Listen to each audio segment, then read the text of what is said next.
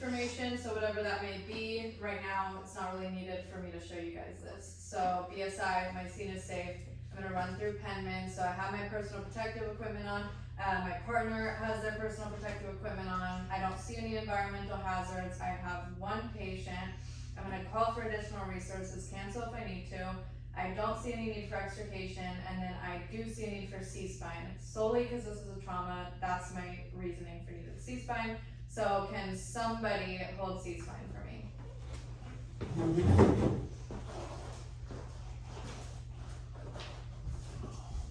Okay, at this point, I'm gonna ask my proctor for a general impression, in which the proctor will say something like, you have a 45-year-old male, appears to be unconscious, is not tracking you, no bleeding is present. Something very simple like that. So at this point, I should have him holding C-spine. If I'm gonna go up to the patient now and start my assessment and he's not holding C-spine, that's a fail. So I have him holding C-spine. I'm gonna come up to the patient and assess his level of consciousness. Sir, can you hear me? Proctor will say no response. I'm gonna do it one more time. Sir, can you hear me? No response. Then I'm gonna do one of two things. I can either do a sternal rub or a trapezius pinch. You don't have to do both, just one is fine. And then no response to that either. So now I know that he is unresponsive to verbal or painful stimuli, and that I'm gonna say his chief complaint at the moment is altered level of consciousness. Before I get into my ABCs, I'm going to look, listen, and feel, just like we do for our airway assessment. So I'm going to get down at his level. I'm going to look for chest rise and fall, listen for breath sounds, and feel the carotid pulse. I don't need to know the rate, I just need to know the quality and if it's present. I'm doing this for 5 seconds, no more than 10. So I recommend just like counting it out when you're doing it, so you're showing that you know how to do that. At this point, I can get into my ABCs. So a lot of this is going to be verbalizing. I don't need you guys to like do a jaw thrust and do the whole thing, but verbalize. You can ask the proctor, is his airway patent and is there any need for suctioning? In which I'll say yes or no, but usually it's patent and there's no need for suctioning. And then also, we're gonna wanna put in an adjunct. Again, I don't need you guys to do this, that's why we have the airway assessment, but I'll say I'll wanna check a gag reflex, and I'll put in an OPA if there's no gag reflex present. Moving on to breathing, I wanna know the rates of the breathing, I wanna know the tidal volume of the breathing, and I wanna know the effort. So these are questions for my proctor, at which I'll say something probably like the rate is 10 or 12. The quality is normal, not labored, tidal volume is 500 milliliters or regular.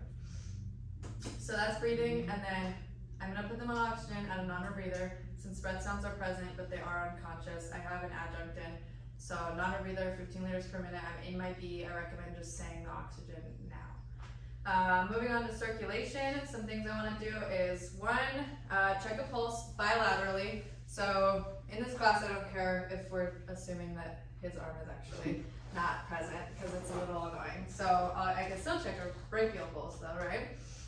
So pulses are present bilaterally. I'll get a capillary refill, and then I'll get skin signs.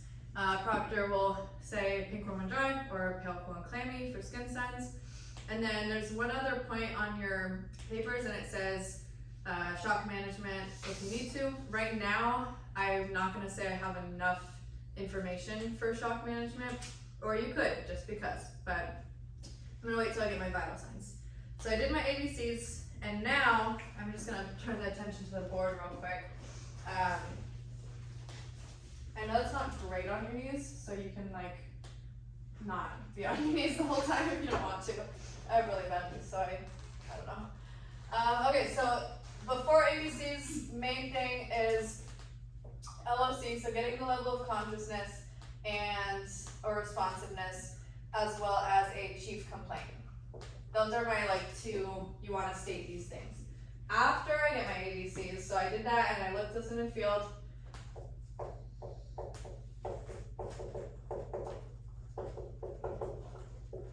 And then after I do my ABCs, there's a lot of things that I'm wanting you to verbalize, and verbalize only. You don't need to do any of this. One, criticality. All I'm saying for this is this, I'm going to deem my patient critical. 2, transport. All I'm saying for this is I'm going to be transporting this patient, or we are going to be transporting this patient. 3, vital signs. For this, again, I don't need you guys to get a set of vitals. I just need you to ask me for what you want. So, oh, can I have a blood pressure, pulse, respiratory rate? If you want to get lung sounds, eyes at that time, you've got skin signs already, and I recommend getting a blood glucose as well since they're altered. So you just ask me directly for those, and I'll tell you what you want to know. 4 is going to be sample, and you'll see it on your page under history. I think it just says try to get a sample history from bystanders. Literally, all I want you saying here is I'm going to attempt to get a sample history from bystanders. There's not going to be any bystanders. I just want you guys to know that that's what you're supposed to do. So just verbalize that. Then lastly, once I hit all these points, I'm ready to start my assessment. So I'm just going to state that I'm going to be utilizing DCAT BTLS. If you don't have this memorized, I'm nice and put it on the board for today, but I recommend that you get that memorized. You do have to say this. You don't have to say this right now. You can say it at any point during your assessment. I just think if you say it now, it's the smartest, because then you don't have to worry about forgetting about it, because you can say any of this stuff throughout your entire assessment. I just think right now is the smartest. You're not going to forget, and then it's out of the way, and you don't have to worry about saying it. So it's kind of a lot of things there that are easily forgotten. So just remember, okay, I finished my ABCs. I have 5 things that I need to report right now before I start. So I'll have my partner come back. And now I'm ready to start my assessment. So I can ask my partner to feel under the occipital lobe just with his fingers, just like that, to feel for any deformities or anything. And then I'm gonna start my palpation. So starting frontal lobe, going underneath the eyes and the orbits. I can check for any fractures in the nose, and then maxillae and mandible. Usually I don't like to use my fingers. Palms are usually better for palpating.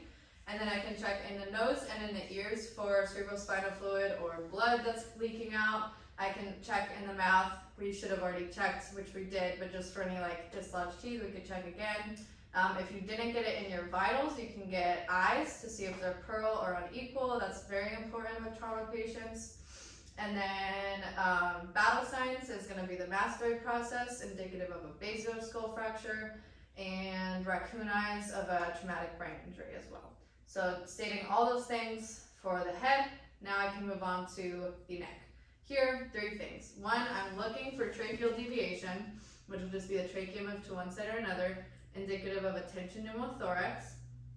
2, jugular vein distension. This will appear as veins bulging out of their neck. I can check this with knife hands, so I'm going to get my knife hands. I'm just going to push down on both sides to see if that blood refills right away or if it doesn't.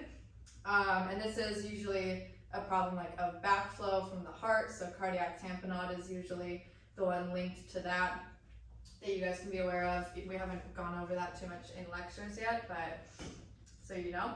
And then lastly, most importantly, before I put this on, I'm going to palpate the cervical spine and check for 3 things: step-offs, bulges, deviations. Remember I showed you guys step-offs, bulges, deviations.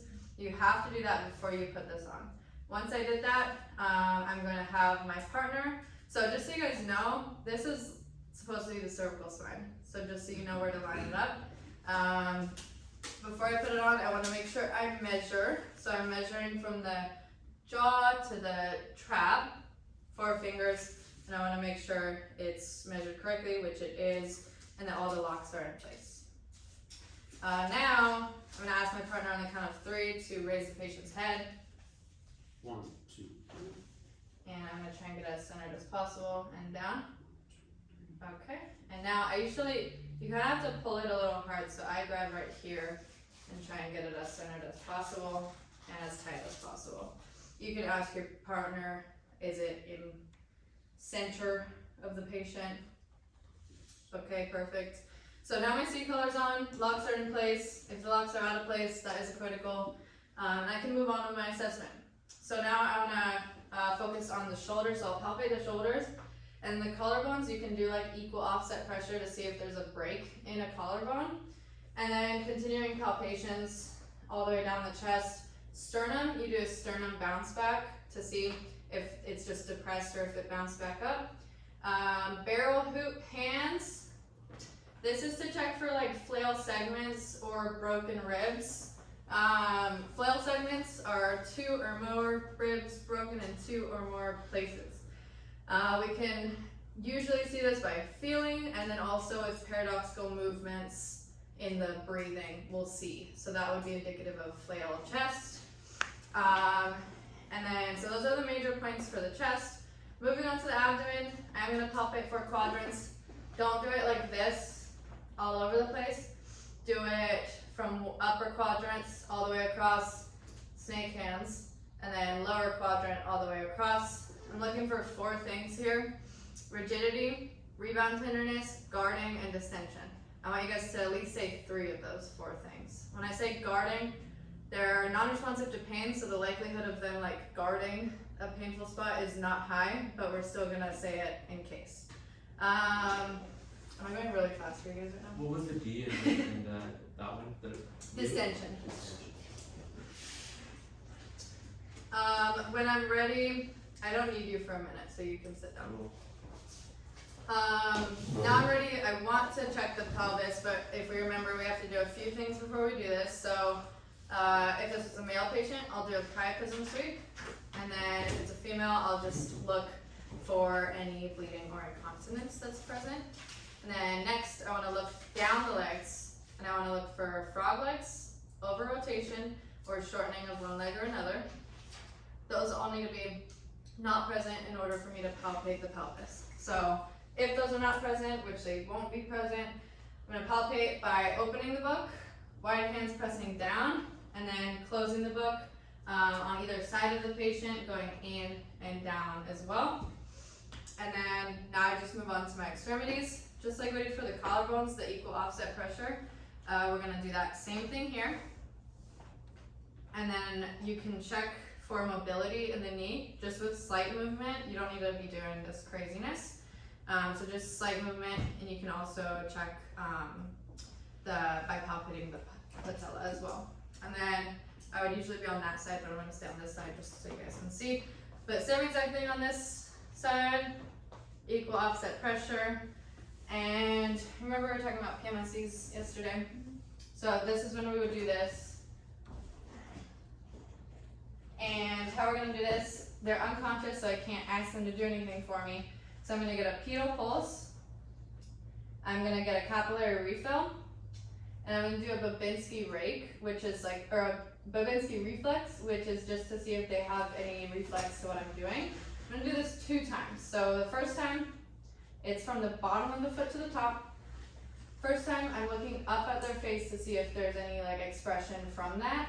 And then the second time I do it, I'm looking down at the foot to see if they have any reflex in their lower extremities. Same exact thing on this foot, pedal pulse, capillary refill, Babinski rake looking up at their face, Babinski rake looking down at their foot. Almost there. Same thing we did with the legs, we're doing with our arms, so equal offset pressure, mobility in the elbow. That is amputated, but I can check the brachial pulse again, and I can still get somewhat of a cap refill just on their skin. Over here, equal offset pressure, slight mobility, equal offset pressure. And for the hands PMSEs, you're gonna get a radial pulse, of course.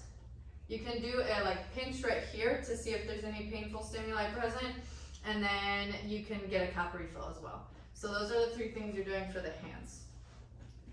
That concludes the first part of the test. At this point, I'll say ALS is here, and we'll move into the second part, which is the backboarding. So you back on, what's your name? Brian. Brian is back on holding the spine, and then I'll have 2 people be my ALS. Someone's gonna grab the backboard and come meet me over here, well, 2 of you guys.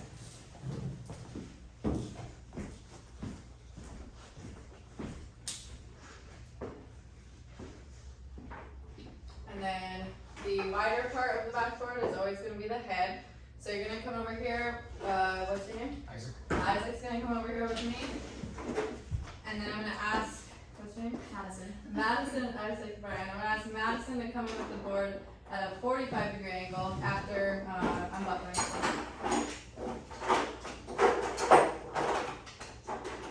Perfect. And then the positioning here is gonna be, I'm gonna have one hand on the patient's shoulder, one hand on their thigh.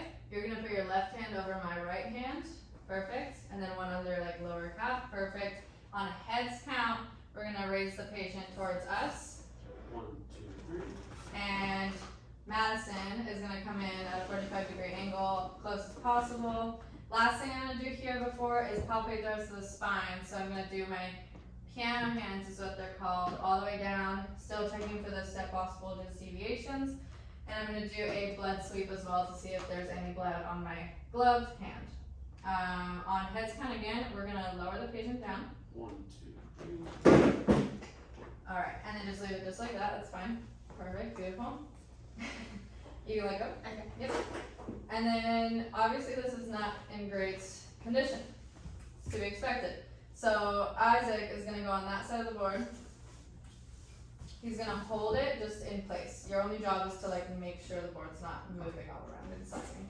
Me and Madison are gonna do the movement on heads count.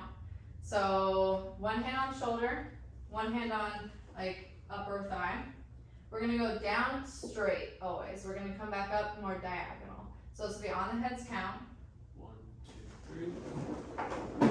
And then how many inches would you say as the head that they need to move back up? That's about 12 inches. Okay. You're like the only person that gets that right. Everyone's like 3 inches. And I'm like, excuse me. Okay, so on heads count again. 1, 2, 3. Perfect. So now all I gotta do is move the extremity back, which doesn't involve any moving. They're in a good spot, so now we can buckle them in. I'm gonna instruct my partner to help me from head to toe. And then just so I can show you guys, let's say that this is like super stuck under there. I don't wanna yank it out. There's a way we would handle this, or that we're supposed to handle this, and that's by Isaac going to the bottom of the board.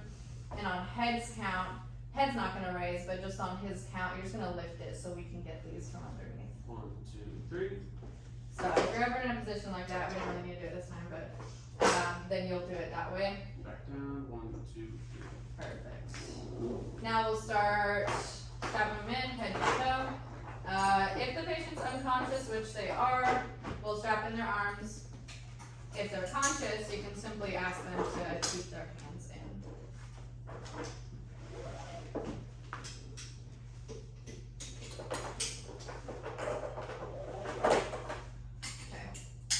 Now, I don't need my ALS anymore, but I do need my partner still, but we're almost done.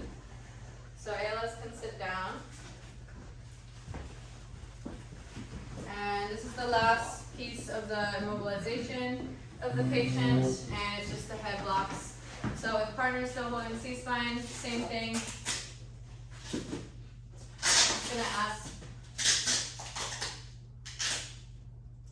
I'm just gonna ask him to raise the head on 3, 1, 2, 3.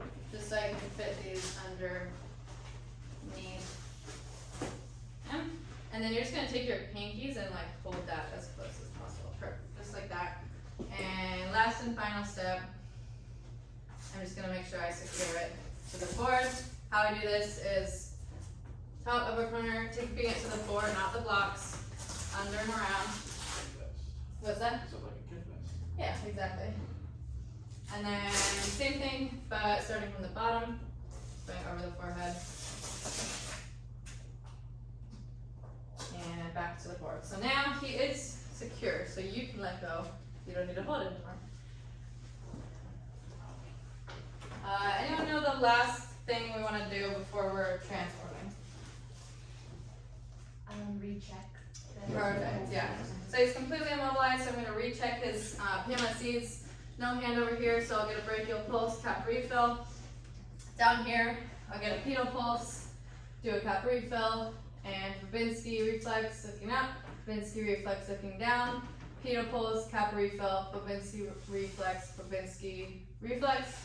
And then one last time on the hand, radial pulse, check for painful stimuli, and then I will get a cuff refill as well. And then now I'm just gonna want you guys to state that I'm gonna transport this patient and recheck the vital signs every 5 minutes. And I'll ask you, is there anything else you'd like to add? And you will say no, because you did it perfectly. So that's it.